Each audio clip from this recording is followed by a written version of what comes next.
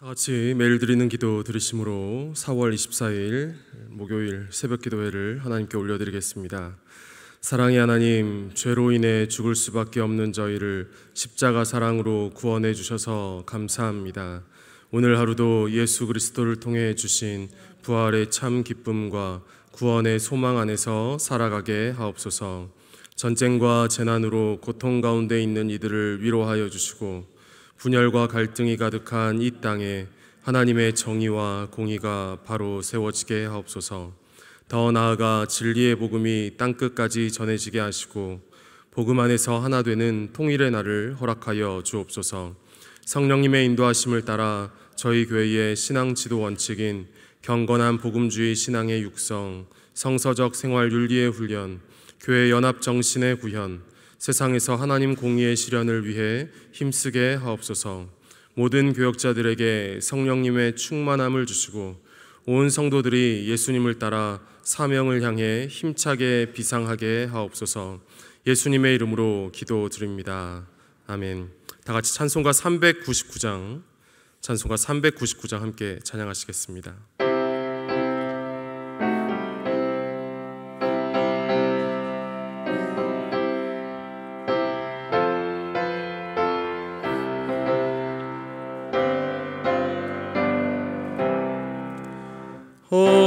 어린 양들아 두려워 말아라. 주님 우리와 함께 하신다. 하늘과 땅의 모든 권세로 그 양떼들을 항상 지키신다. 오직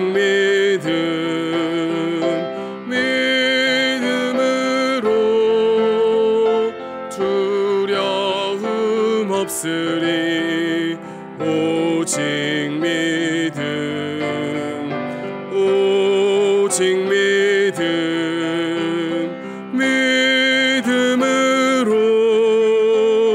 두려움 없으리.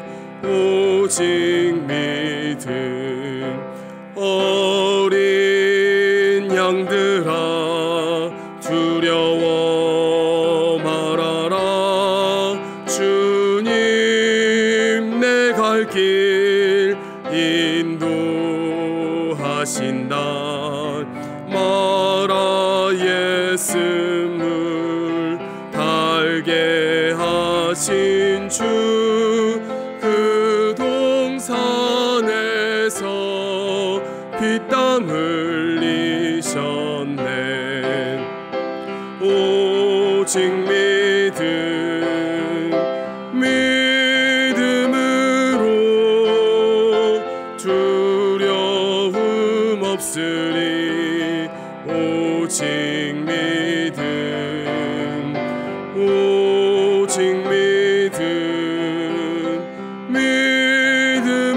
믿음으로 두려움 없으리.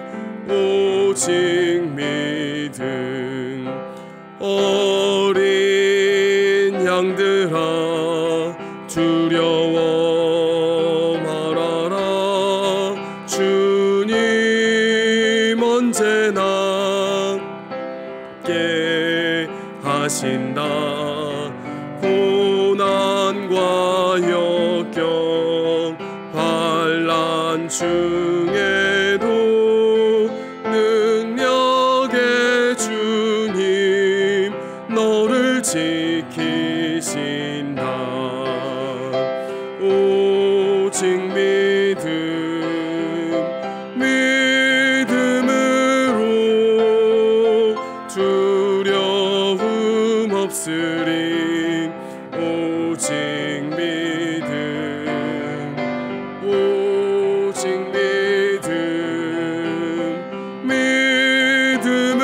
믿음으로 두려움 없으리. 오직 믿음. 오늘 새벽에 저에게 주신 말씀은 구약성경 열왕기하 7장 1절과 2절 말씀입니다. 구약성경 572면에 있는 열왕기하 7장 1절과 2절 두 절의 말씀을 우리 한 목소리로 함께 봉독하겠습니다. 엘리사가 이르되 여호와의 말씀을 들을지어다. 여호와께서 이르시되 내일 이맘때에 사마리아 성문에서 고운 밀가루 한 스아를 한 세겔로 매매하고 보리 두 스아를 한 세겔로 매매하리라 하셨느니라. 그때 왕이 그의 손에 의지하는 자 곧 한 장관이 하나님의 사람에게 대답하여 이르되 여호와께서 하늘에 창을 내신들 어찌 이런 일이 있으리요 하더라. 엘리사가 이르되 내가 내 눈으로 보리라. 그러나 그것을 먹지는 못하리라 하니라. 아멘. 어제까지 진행된 사흘간의 산상기도회에서 많은 은혜 받으신 줄로 믿습니다. 올해 65회 산상기도회는 이제 끝이 났지만 우리의 기도는 이제 다시 시작되는 것인 줄로 믿습니다. 새벽마다 기도하는 자리에서 말씀 가운데 임하시는 살아계신 하나님을 만나시고 그 하나님이 부어주시는 풍성한 은혜를 경험하시는 여러분들 모두가 다 되시기를 간절히 기도합니다. 이제 오이코스 말씀이 엘리야 선지자의 시대를 지나서 엘리사 선지자 시대로 오게 됩니다. 여러분, 엘리사 선지자 하면은 어떤 기적이 떠오르십니까? 엘리사 선지자가 행하였던 많은 기적들이 있지만 그 중에서 그 불말과 불병거 환상을 기억하시는 분들도 계실지 모르겠습니다. 그 불말과 불병거 환상이 오늘 우리가 읽었던 열왕기하 7장 한 장 앞에 있는 6장의 말씀이거든요. 이 이스라엘 왕 여호람 왕 시대에 아람 군대가 엘리사를 잡기 위해서 이제 쳐들어오게 됩니다. 그래서 엘리사가 머물고 있는 도단성을 아람 군대가 이제 포위하게 되는데요. 그렇게 쳐들어온 아람 군대를 보면서 걱정하고 있는 엘리사의 사환을 이제 안심시키면서 저들과 함께한 자들보다 우리와 함께한 자가 더 많다. 엘리사가 이 이야기를 하면서 사환의 눈을 열어서 보게 하는 것이지요. 그 엘리사가 있는 그 성을 두르고 있는 불말과 불병거, 그 엄청난 하나님의 군대를 그 사환에게 보여주는 것입니다. 그리고 그렇게 이 아람 왕의 1차 침략 때에는 그 아람 군대를 다 죽일 수도 있었지만 평화적인 방법으로 그 군대를 잘 먹이고 다시 그 나라로 돌려보내게 되는데요.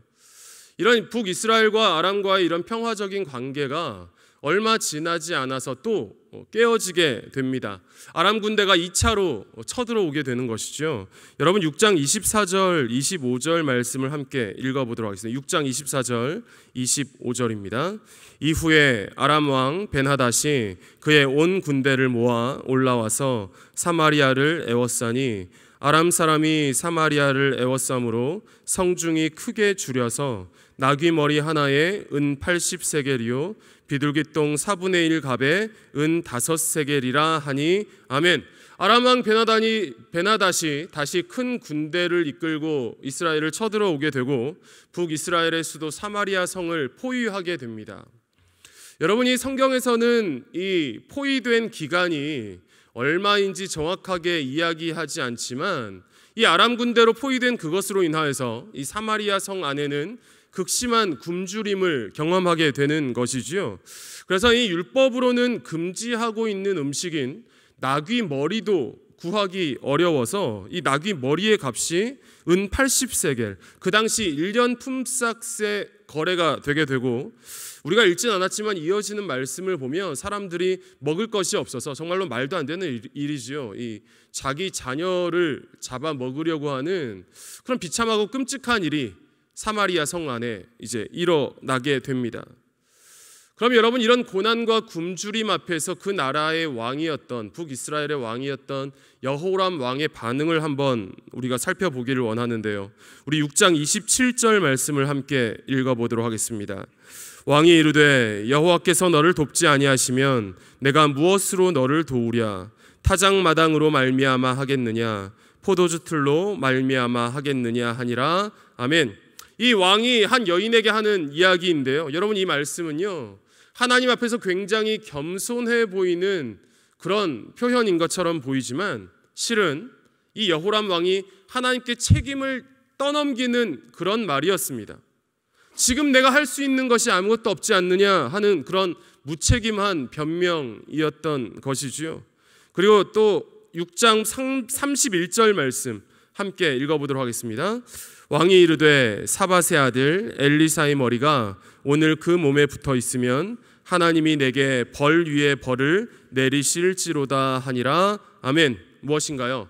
지금 북이스라엘의 왕이 하나님만을 원망하는 것이 아니라 하나님을 향한 그 원망이 누구에게로 옮겨지게 되나요? 하나님의 사람 엘리사 선지자에게로 그 원망이 옮겨지는 것입니다.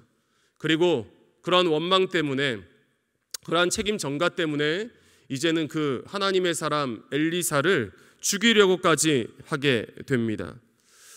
여러분, 이 모습이 바로 하나님을 잘못 섬기고 있는 사람들의 전형적인 모습인 것 같습니다. 여러분, 하나님을 믿는 목적이 복받는 데에만 있으면, 하나님으로 인하여서 내 인생이 잘 되고 내 인생이 잘 풀려지고 내 소원이 이루어지는 데만 있으면 내 인생 가운데 찾아오는 그 고난이 신앙 안에서 해석이 되지 않는 것입니다. 여러분이 열왕기하 6장과 7장에서는 분명하게 언급하고 있지는 않지만 지금 이 아람 군대로 인한 고난과 굶주림은 북이스라엘이 하나님과의 관계가 깨어진 데에서 기인한 것입니다. 그로 인한 하나님의 징벌의 성격이 강한 것이지요. 그런데요, 여러분, 이런 하나님의 징벌 앞에서 여호람 왕은 자기를 돌아볼 줄을 몰랐습니다. 그리고 모든 책임을 하나님과 그 선지자 엘리사 선지자에게로 돌리고 있는 것입니다. 그래서 지금 이 왕이라는 사람이 적군인 아람 군대와 전쟁을 벌이고 그들을 상대하고 그들을 싸우는 게 아니라 지금 이 북이스라엘 왕이 누구랑 싸우려고 하고 있습니까? 엘리사 선지자를 죽이려고 하는 것이죠. 무엇인가요? 영적으로 둔감해지니까 이 여호람 왕이 피하 식별이 안 되는 것입니다. 누가 적군인지 누가 아군인지를 분별을 못하는 것이지요.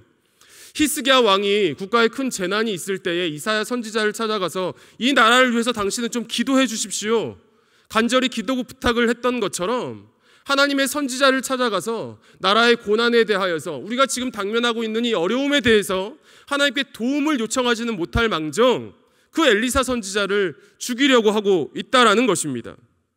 여러분, 우리 삶에 문제가 없고 평안할 때에는 우리의 믿음의 수준이 잘 드러나지 않는 것 같습니다.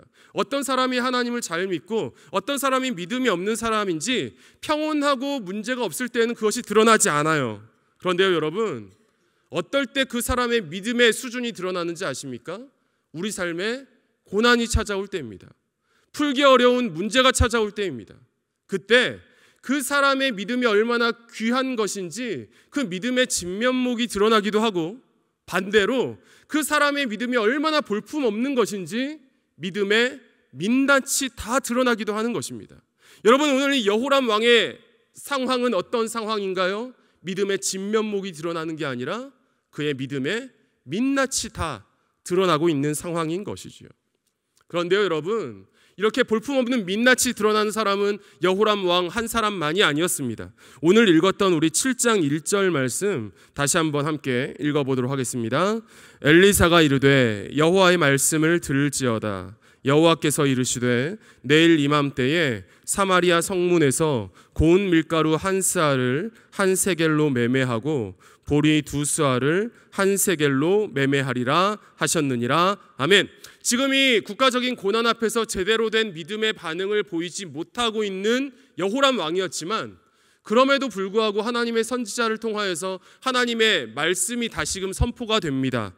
오늘은 엄청난 기근과 굶주림, 음식을 구하지 못하고 자기 자녀를 잡으려고 하는 이런 엄청난 굶주림에 시달리고 있지만, 내일 이맘때에는, 하루가 지나면 이 모든 문제 상황이 다 해결이 될 것이다. 지금 사마리아 성 안에 있는 엄청난 이 인플레이션, 이 엄청난 이 가격들도, 경제적인 상황도 다 정리가 되고 정상화가 될 것이다. 하나님이 말씀을 전하시는 것이지요. 그런데요, 이 하나님이 선포하시는, 하나님이 전해주시는 이 회복의 메시지 앞에서 그 나라의 한 장관이 이 일을 제기를 합니다. 믿지 못하겠다라는 말을 하지요. 2절 말씀을 함께 보도록 하겠습니다. 그때 왕이 그의 손에 의지하는 자 곧 한 장관이 하나님의 사람에게 대답하여 이르되 여호와께서 하늘에 창을 내신들 어찌 이런 일이 있으리요 하더라. 엘리사가 이르되 내가 내 눈으로 보리라. 그러나 그것을 먹지는 못하리라 하니라. 아멘. 왕이 의지하는 한 장관이 대답을 합니다. 하나님께서 하늘에 창을 내신들 어떻게 그런 일이 있겠습니까? 아무리 하나님이라도 불가능한 일입니다. 말도 안 됩니다. 그런 허황된 말 하지도 마십시오 하는 것이지요. 여러분, 이렇게 하나님의 은혜를 내려주신다고 하는데도 믿음으로 받아들이지 못하는 그 장관에게 엘리사가 말씀하지요. 내가 내일 내 눈으로는 그 상황을 보겠지만, 하나님의 기적을 보겠지만 너는 먹지 못할 것이다. 너는 그 기적의 은혜, 하나님의 은혜를 경험하지는 못할 것이다 말씀을 하십니다. 여러분, 우리가 어제까지 사흘 동안 산상기도해서 귀한 하나님의 말씀을 들었습니다.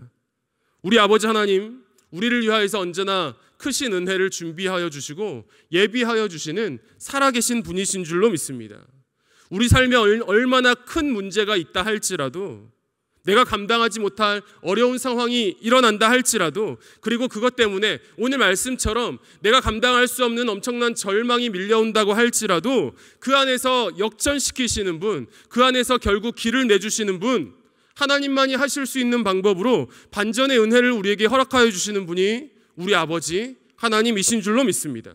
그런데 여러분, 그렇게 하나님께서는 은혜를 준비해 주시는데, 그렇게 은혜를 준비해 주신 하나님께서 우리에게 원하시는 것이 무엇이냐 하면, 그렇게 은혜 내려주실 하나님을 기대하고 그 하나님을 믿음으로 우리가 반응하는 것입니다. 그 하나님의 말씀이 이루어질 줄을 믿고 결국 하나님으로 인하여서 승리하게 되는 그 상황이 올 줄을 믿고 우리가 받아들이는 것입니다. 이렇게 온전한 믿음으로 반응하는 이들에게 하나님께서 준비해 주신 그 엄청난 은혜가 내리게 되는 것이지요. 그런데요, 여러분, 오늘 우리가 살펴본 것처럼 이 북이스라엘의 왕 여호람은 그렇게 믿음으로 반응한 것에 실패하였습니다. 그 나라의 높은 자리에 있었던 장관도 하나님을 믿지를 못하였습니다. 여러분, 이렇게 그 나라의 권력 있는 사람들, 높은 자리에 있는 사람들이 하나님께 믿음으로 반응하기에 실패를 하자 하나님이 누구를 쓰시냐 하면 그 나라의 가장 낮은 자리에 있는 사람들을 하나님이 쓰십니다. 여러분, 7장 3절부터 이야기를 우리가 살펴보면요, 갑자기 나병 환자 4사람의 이야기를 하는데요, 성문 어귀에 앉아가지고 굶어 죽을 처지에 있었던 이 나병 환자 4사람이 우리가 이 사마리아 성에 있어도 굶어 죽을 테고 차라리 우리가 저 아람 군대에 가서 항복을 하자, 어차피 죽을 목숨인데 아람 군대가 우리를 받아주면 그래도 저기는 풍성하니까, 먹을 게 풍부하니까 그래도 우리를 살려주면 거기서 우리가 배고픔은 면하지 않겠느냐라고 하면서 아람 군대 항복하기 위하여서 그 적군의 진영을 찾아갔는데, 하나님께서 큰 군대의 소리로 아람 군대를 무섭게 하셔서 아람 군대가 다 물러간 것을, 모든 전리품들을 그 자리에 남겨놓고 아람 군대가 다 도망친 것을 알게 됩니다. 그래서 이 나병 환자 4사람이 아람 군대 진영에서 그들이 남기고 간 온갖 전리품들로 함께 먹고 마시고 그렇게 즐기고 있다가 생각이 들지요. 이런 생각을 하게 됩니다. 여러분, 7장 9절과 10절 말씀 함께 읽어보도록 하겠습니다. 나병 환자들이 그 친구에게 서로 말하되 우리가 이렇게 해서는 아니 되겠도다. 오늘은 아름다운 소식이 있는 날이거늘 우리가 침묵하고 있도다. 만일 밝은 아침까지 기다리면 벌이 우리에게 미칠지니 이제 떠나 왕궁에 가서 알리자 하고, 가서 성은 문지기를 불러 그들에게 말하여 이르되 우리가 아람진에 이르러서 보니 거기에 한 사람도 없고 사람의 소리도 없고 오직 말과 나귀만 매여 있고 장막들이 그대로 있더이다 하는지라. 아멘. 여러분이 9절 10절 무엇인가요? 우리가 살펴봤던 이 북이스라엘의 모든 등장하고 있는 이 인물들 가운데 가장 정상적인 생각을 하는 사람들인 것이죠. 나병 환자, 그 당시에는 하나님의 저주를 받은 사람들이라고 여겨지던 사람들이었습니다. 그 이스라엘 사회 가운데 가장 낮은 자리, 가장 비천한 자리, 그 자리에서 머물러 있었던 사람들, 사회적으로 가장 낮은 위치에 있었던 이들이 이 나병 환자들이었지요. 그런데 이스라엘 왕도 믿음의 반응을 못하고 그 장관도 하나님의 말씀을 믿지 못하자 하나님께서는 그 비천한 자리에 있는 이 나병 환자들을 통하여서 복된 소식, 구원의 소식, 하나님께서 행하신 놀라운 기적의 소식을 그 이스라엘 모든 사람들에게 전하게 하시는 것입니다. 그리고 어제 엘리사 선지자가 말씀했던 그 말씀대로 그 모든 기근과 굶주림이 끝이 나고 경제적인 상황이 다 정상화되는, 정리가 되는 놀라운 기적이 일어나게 되는 것이죠. 성도 여러분, 중요한 것은 무엇입니까? 우리도 우리의 삶의 자리에서 언제나 하나님을 전적으로 신뢰하는 것입니다.